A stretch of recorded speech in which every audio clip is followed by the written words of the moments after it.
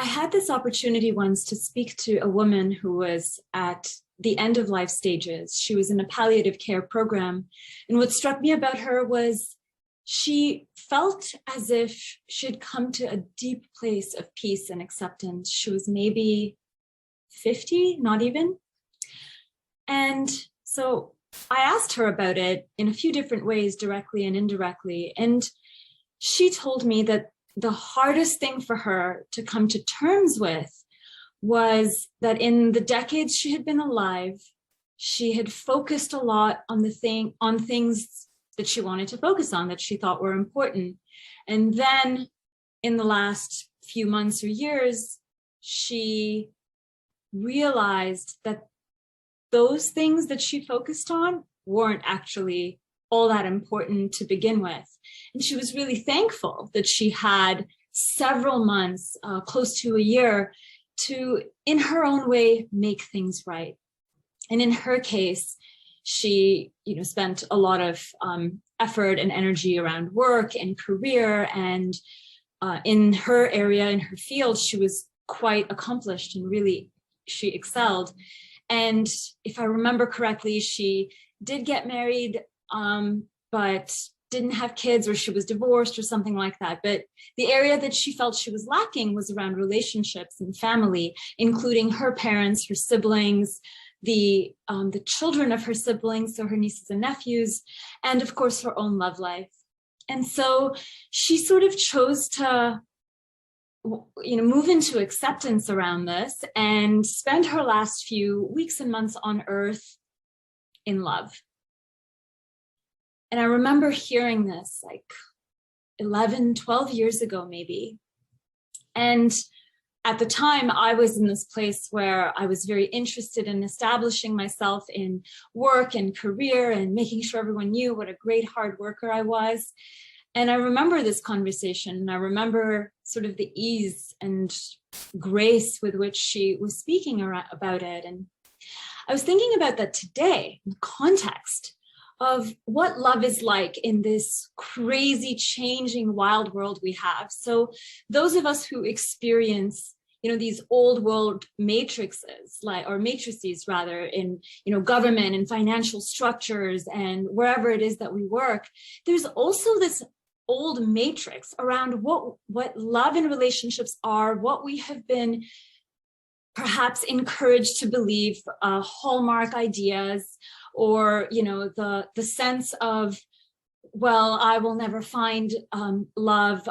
Perhaps there's apathy, there's a lot of negative self-talk, there's an over-sexualization, or there's just a lot of extremes. And I think what the experience of love is also one of these things that we are consciously or unconsciously disconnecting from these old patterns, these old ideas. We're unsure which ideas are ours truthfully, and what has sort of been passed down through, generations, through what we see on mainstream media, perhaps what we saw our parents or older, the adults in our life act out as love or not love.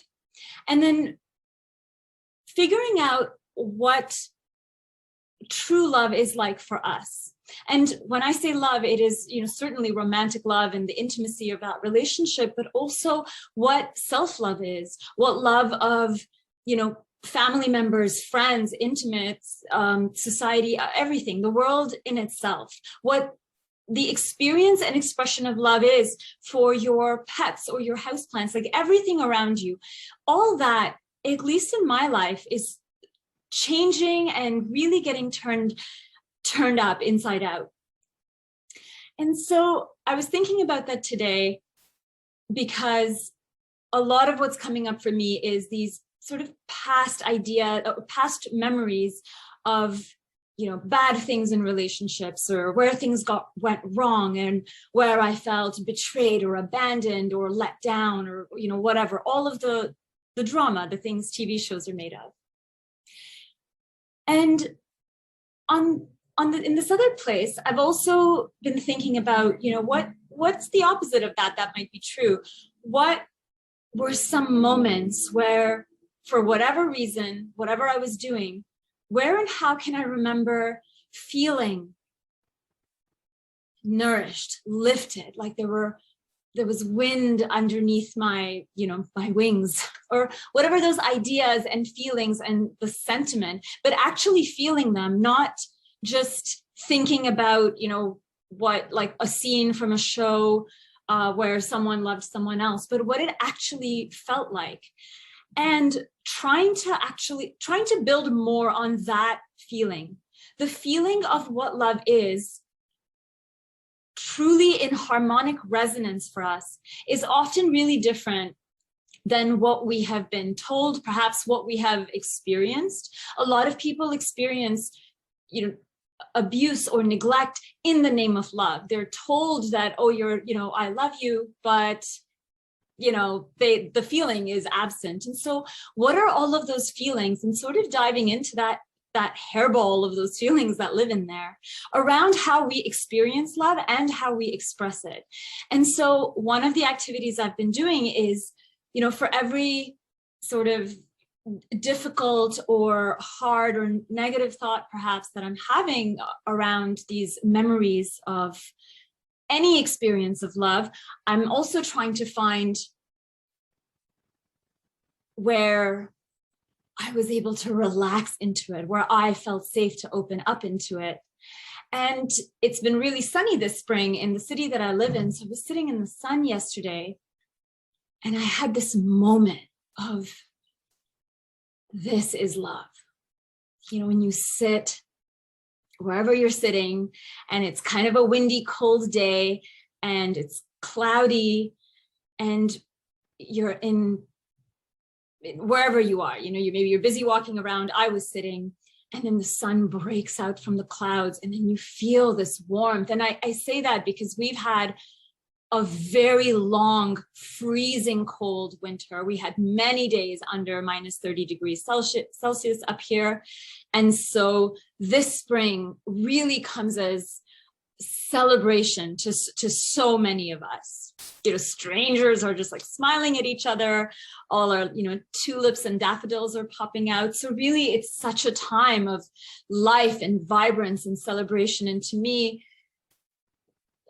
having that moment in the sun with this unconditional warmth and love, where you suddenly relax, receive into it. And it's almost like nothing else matters. My day doesn't matter. My task list doesn't matter. Everything I'm supposed to do or not supposed to do, my grocery list, chores, none of that.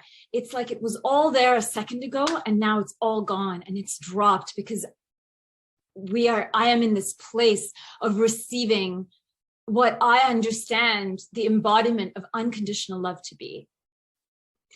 And so, for maybe for you, it isn't the sun, maybe for you, it's something else. Maybe it's a person, maybe it's a moment, maybe it's an expression or experience. But the invitation today is to dive in to aspects of love, whether all aspects, self, other, sun, planet, and to see if we are truly allowing ourselves to experience the fullness of love that we receive in our day. Maybe you walk around in beautiful weather and you aren't in a place where you appreciate it because you're busy.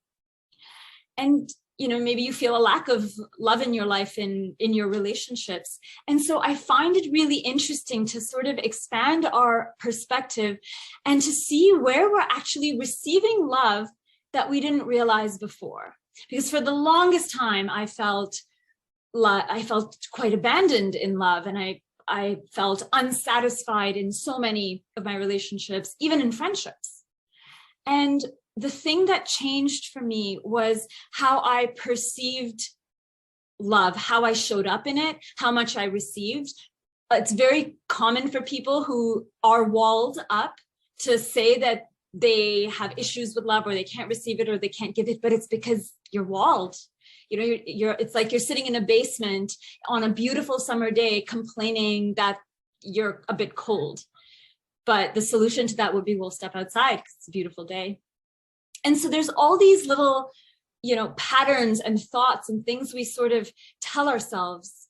And the invitation is to see where and how it is preventing us from truly experiencing love, our love to ourselves, and the love that we receive from others, the kindness we receive, the compassion we receive, and then also what we give, how we show up in love truly. Are we more interested in agendas and filling our own needs rather than allowing and accepting people to be exactly how they are? Do we get really angry at our pets for being dogs and cats and fish? And so that's sort of the invitation today. It's definitely something I'm playing with over the next few days. So I wanted to share that, and have a loving day.